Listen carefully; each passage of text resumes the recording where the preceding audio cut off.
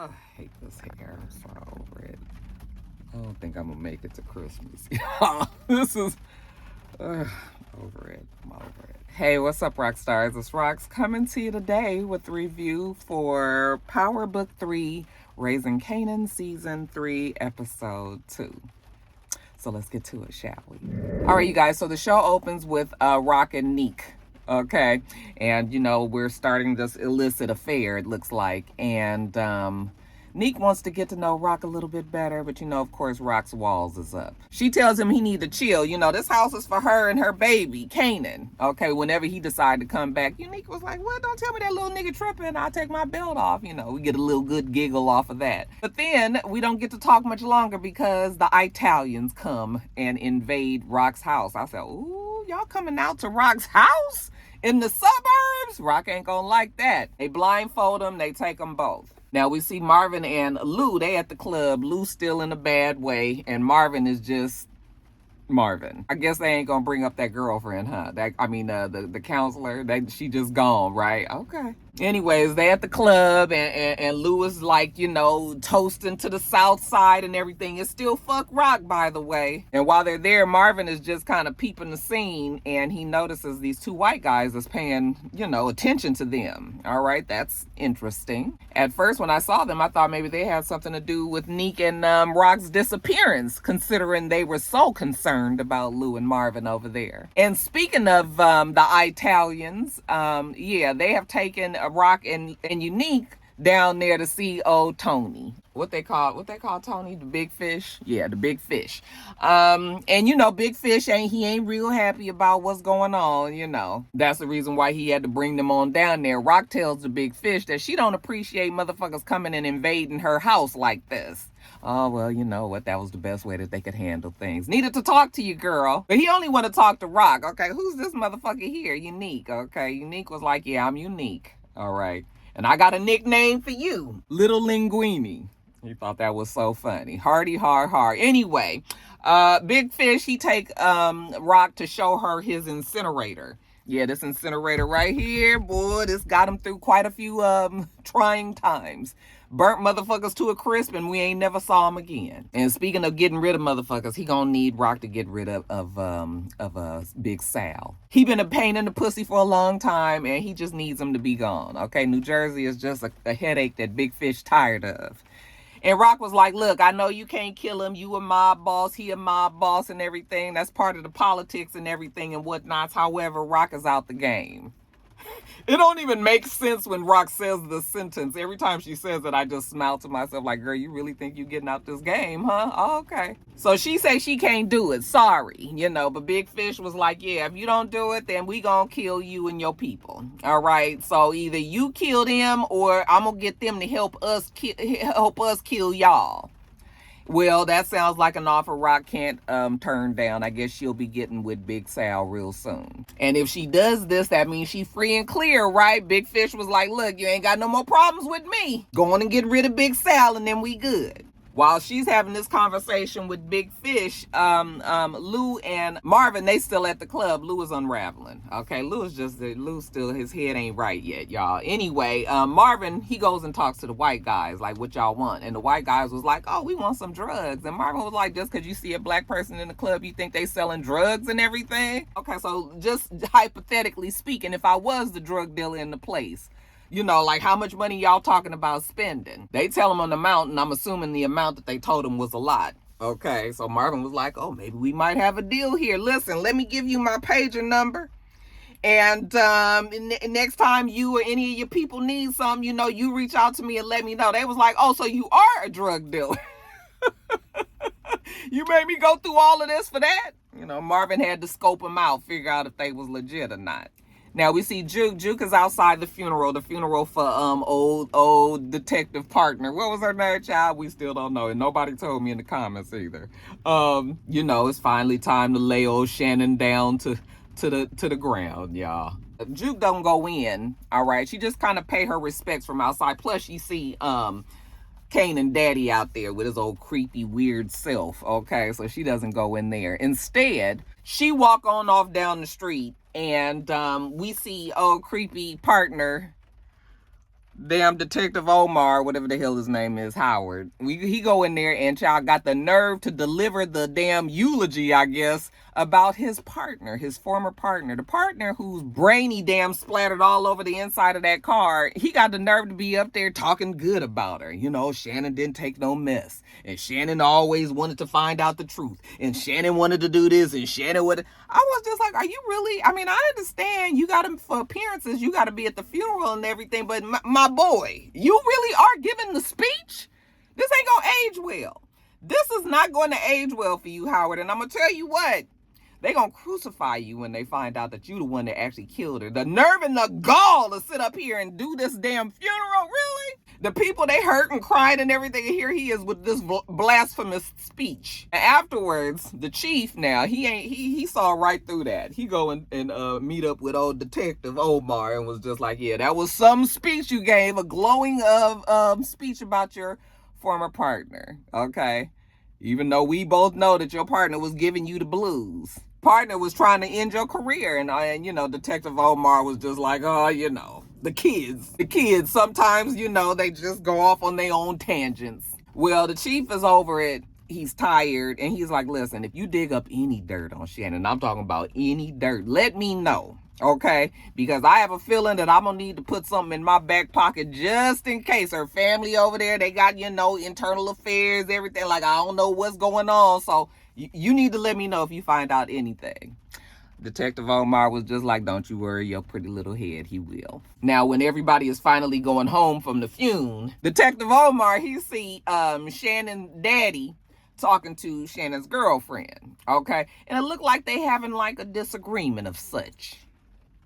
And it looked like they having a disagreement of sorts. Of course, she's trying to tell him some things about Shannon, obviously, and he don't want to hear it. He ain't really trying to talk to Shannon's lover. So he brush her off. Girl, gone somewhere. This ain't the day and the time. Now, jumping over to Kanan. We see Kanan. He's fussing at Fame. They about to go somewhere. I guess trying to hustle up some money. Okay, come on, Fame. You know, Fame is, he's coming. So Kanan goes out into the hallway and he sees this white guy.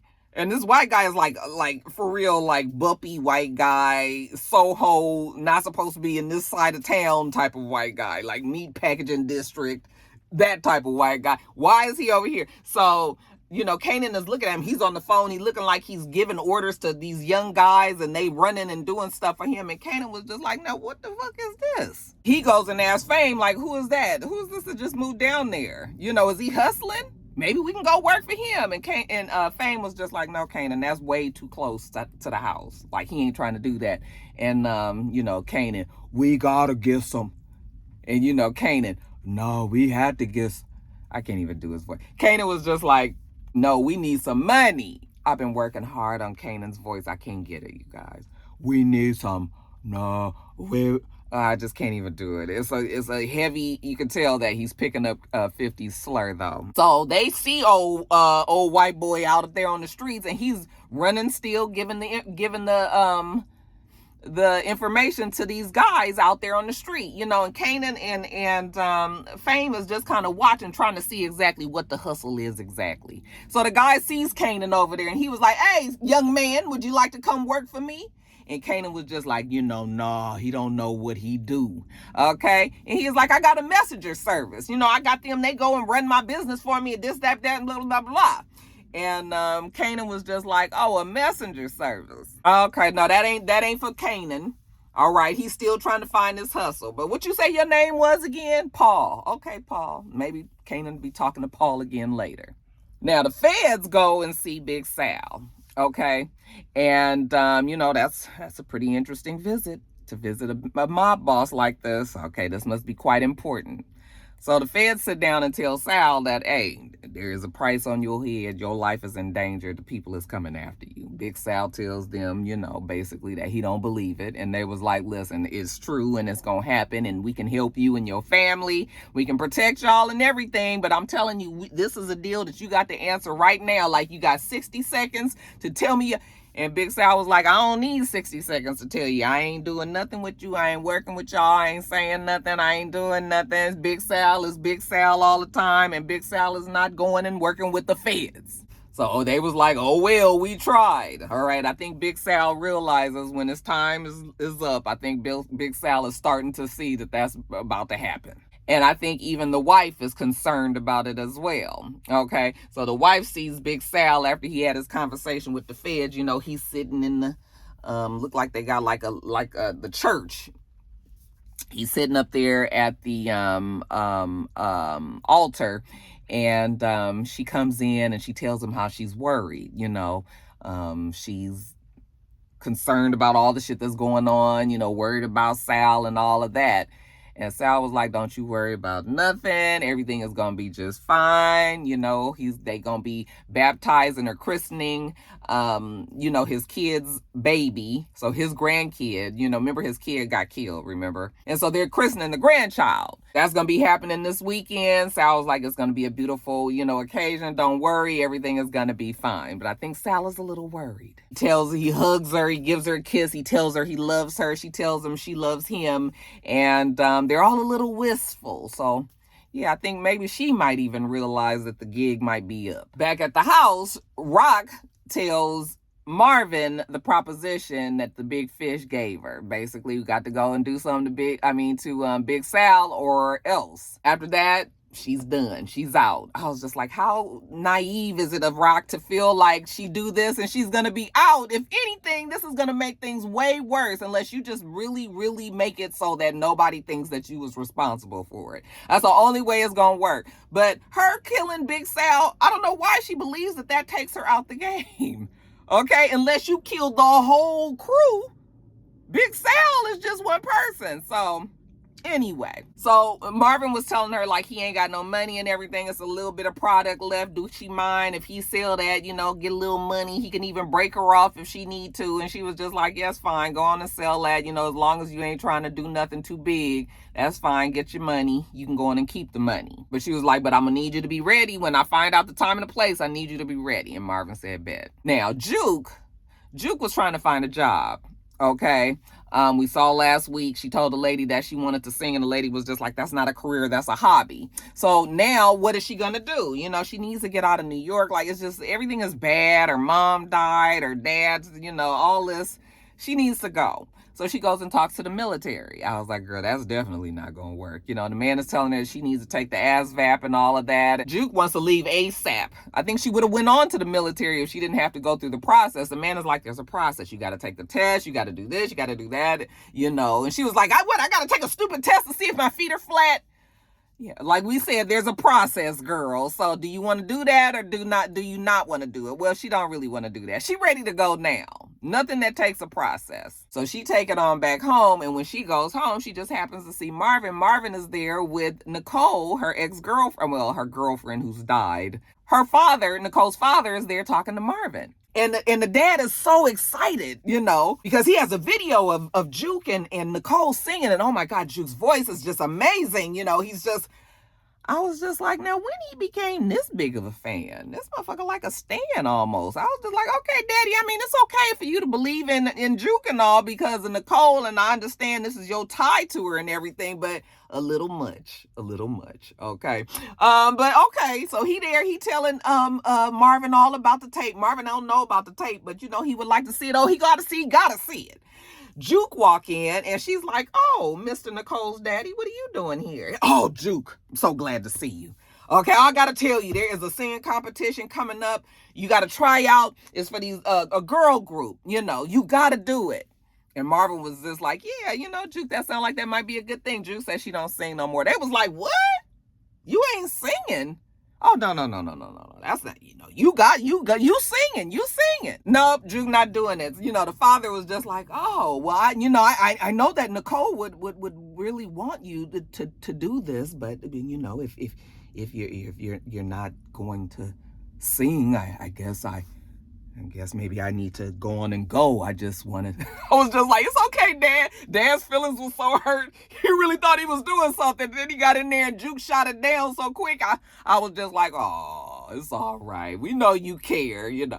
But he was just like, well, you know, Marvin, let me get your beer back. You know, I didn't want to impose on nobody or nothing. I just thought that maybe this would be a good idea. You know, let me go. Get out your hair. So daddy gets on gone. When he leaves, Marvin was just like, so you not singing no more? And she was like, nope, I moved on. Okay. To what? Juke don't quite know. But yes, Juke has moved on, she said. Now back over to Unique. So Unique goes home. And Unique's girlfriend is just like, listen, I need to talk to you. Okay, Ronnie just sitting over there, ironing his clothes, all extra serious and shit.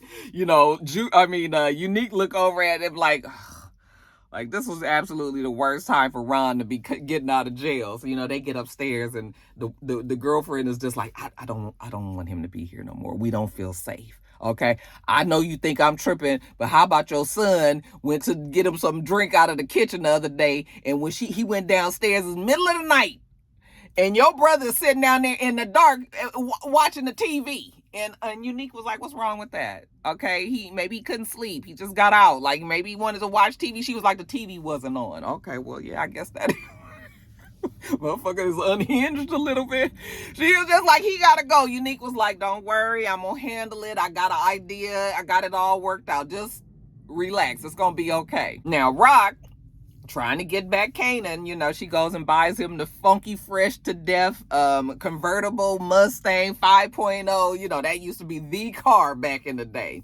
Okay, nobody that was 16 years old was turning down a free convertible Mustang 5.0. So anyway, she's outside, and when Kanan come out, he was just like, oh, I always thought you was a truck person. And she was like, it's not my car. And she throws him the key. And he was like, I don't have a license. She was like, well, I ain't telling if you don't tell. Okay, go on, get in the car. Let's take it for a spin. So they go and get in the car. They taking it for a spin and everything. She was like, how she handled?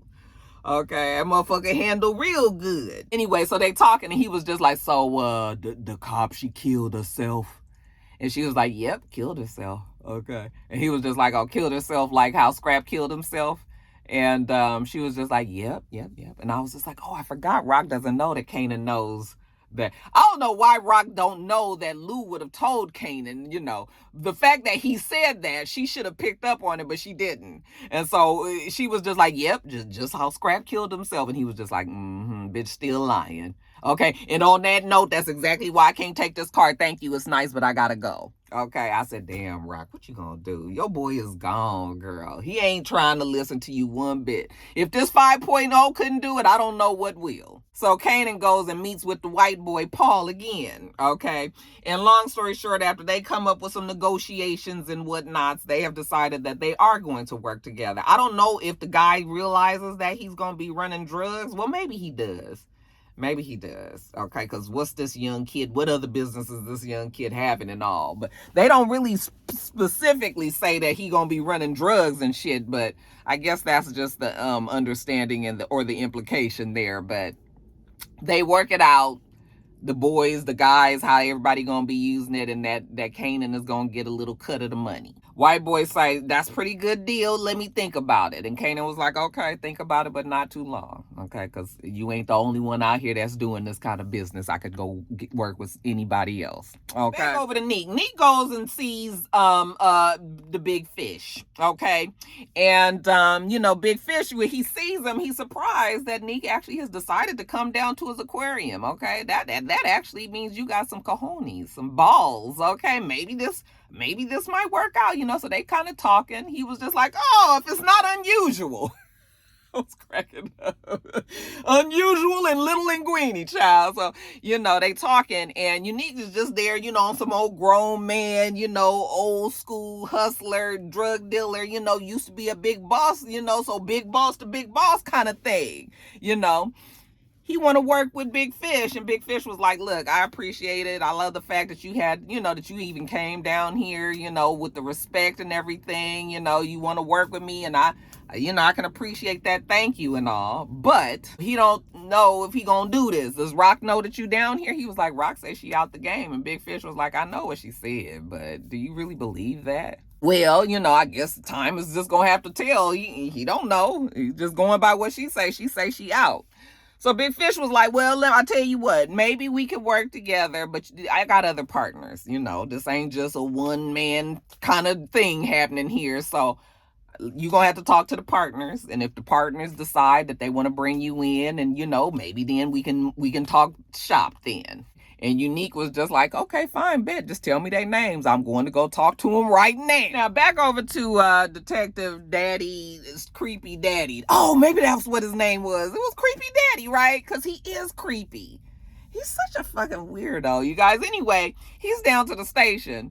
And, everybody is irritated at the station now. All this drama that Shannon then created, now they got the feds crawling through the... now they got to work with the feds, and for whatever reason, the police department and the feds, historically on TV shows, they don't never get along, child. So, yet again, they pissed off about it. There's a task force, that has been created. Chief wanted to make sure that all his men knew about it, all his cops, and they need to just get used to the fact that the feds gonna be crawling around here. Nobody likes it. So again, everybody, so everybody need to be on their P's and Q's. So, when Detective Creepy Daddy, he leave out of there, he looked real, real worried now. I said, you should be worried with that damn speech. Anyway, he go and drive by, and we see Kanan and Fame. He drive by the house, you just kind of go looking, creeping, watching. He's just weird. He's just a weird character. I don't like him. I just don't like him. Now, Marvin goes to the building to see Lou.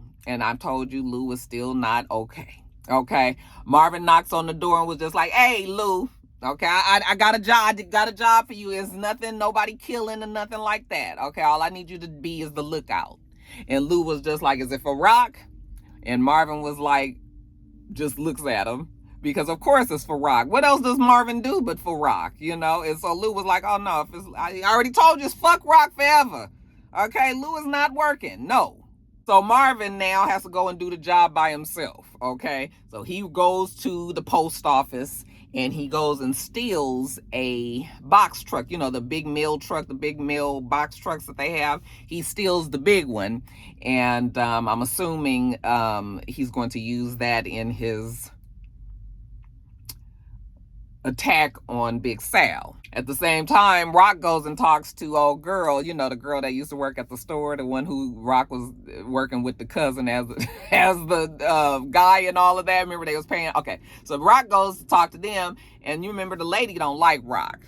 Okay, the man pretty much, he cool with Rock. Rock was a good businesswoman, but the lady don't like her. So when Rock goes there, Rock tells her she out the game. And so old girl is just looking at her. And she was just like, this bitch lying. But she was talking in Spanish. She was talking to her cousin. She was like, she lying. Okay, this bitch ain't going nowhere. And she over here talking, blah, blah, blah, blah. They got all this, saying all this shit, and then don't realize that Rock knows Spanish. So Rock answers them back. Okay, and the guy is tickled by it, like, oh, you know Spanish? Yeah, bitch, I know Spanish. And they was like, oh, okay, well, you know what? If you change your mind, the door is always open. And Rock was like, honey, if I change my mind and come back around here, it ain't going to be too good for somebody. She look over at old girl, and the girl is looking her up and down and stuff. I said, oh, you wouldn't be so big and bad if your cousin wasn't there. Okay. And I remember a time when Rock helped your ass. Now all of a sudden you so salty and everything. Yeah, even though Rock kind of was a bitch to her a little bit. But not at first, So, yeah, but Rock leave and old girl stare her down and she stare, old girl back down, so they still don't like each other. But yeah, Rock she say she out. So the lady was just like, oh, so, do you really think that you can believe that she's out the game? And he was like, you need to not be worried about whether or not she out the game. You need to be worried about whether or not she coming after you. Okay. So I looked at that face and he know what revenge look like, and honey, it's still coming. Now, Unique, decides to take Big Ron out again. Okay, now, you just took him the other day. He wasn't really the life of the party. And, well, I don't know why, but for whatever reason, we took him out again. And surprise, surprise, Big Ron is still not the life of the party. Motherfucker just extra serious, like he mad. We at a club. It's alcohol, it's drugs, it's women, it's music, it's lights, it's ambiance, it's the whole thing. Everybody having a good time. Big Ron sitting over there like this. Somebody bumping to Big Ron or some shit, and Big Ron about to beat his ass. Unique come over there and was just like, hey, it's all good, man. Lighten up, loosen up. We at a club, at a party, we having a good time. Big Ron was like, this ain't his kind of good time. What the fuck you doing there then, Ron? Now Juke goes to see Lou. And, Lou was like, sit down. He's so happy to see Juke. And she was like, last time I was here, last time I was working with you, you fucked me over. you know, hurt her feelings. And he was like, I'm so sorry. I take all the blame for that. I shouldn't have did you that way. You know, I'm sorry. It's just like, okay, well, there's a girl group auditions that's coming up, and I'm not sure if I'm going to try out. And he was like, yes, you're going to try out and you're going to win, because that's what you do. Okay, yeah, you're going to beat all them bitches. Don't worry about it, you know, because that's how you, you know, so he's all pumped up and telling her, like, yes, we're going to do this. About to be on our whole In Vogue thing. Okay, you might just revive Lou's career in the music industry. If Juke does decide to do it, Lou is going to help her all the way. Then we see Shanna's girlfriend. Okay, she's trying to talk to the chief, and the chief is the same way that, you know, he was with Shannon. Basically, he don't want to hear that shit. He definitely don't want to hear from the girlfriend. Okay, like, you ain't even working in the police department, like, you know. So she trying to tell him, and he was just like, I don't keep it, lady. I was just like, so y'all got rid of Shannon just to bring another equally annoying character that's basically saying the same thing? You might as well have kept the damn Shannon girl on, the damn a partner. Why you got, now you know we got to deal with her. So I was just like, now you know what, creepy daddy, look like you gonna have to handle this one too. I was just like, boy, you gonna be done killed a whole bunch of people before this is all said and done too, right, creepy daddy? And then lastly, you guys, we see the christening. Okay, we see Big Sal and the whole family there, you know, they christening the baby. And we see Marvin dressed so dapper, okay, as a post office mailman, and he is in the truck, and Marvin is there to do a job. So after the christening is over and all the family is coming out, you know, they pulled the mail truck up to a certain location, and he got out and he's walking in front of the church as the family is coming out. However, the family hasn't come out and Marvin is just standing there, and I'm just like, what kind of security is watching this? I'm watching the mailman just stand there, not doing nothing, and security knows the family is coming out, and this is this black mailman that you don't think anything is strange about any of this? Nothing, huh? No, they don't. So when the family come out, you know, first Sal got the baby, of course, you know, although I'm not sure, but I was like, Marvin probably not gonna shoot him with the baby. He finally hands the baby over to somebody, and now he just standing there all big chested, full, you know, fluff and everything, and he's standing next to his wife. And Marvin, nothing, no disguise, nothing on his face, black person, we can clearly see, okay, goes right up to him, point blank, puts a gun to his head and shoots and kills him. I mean, the brain splatters all over the damn wife, okay? Get this, not only that, but Marvin has a full shootout. He has no backup. There's nobody there working with Marvin. It's just Marvin. Yeah, I'm going to say it's probably at least 20 Italian security people around. I'm sure 20 people got guns in their pockets at this damn christening. Okay. Do you know that nobody hits Marvin? Nobody gets Marvin. Marvin gets away, gets in the truck and goes. Okay. Leaves the man dead there on the steps at the church and is gone. And I just was like,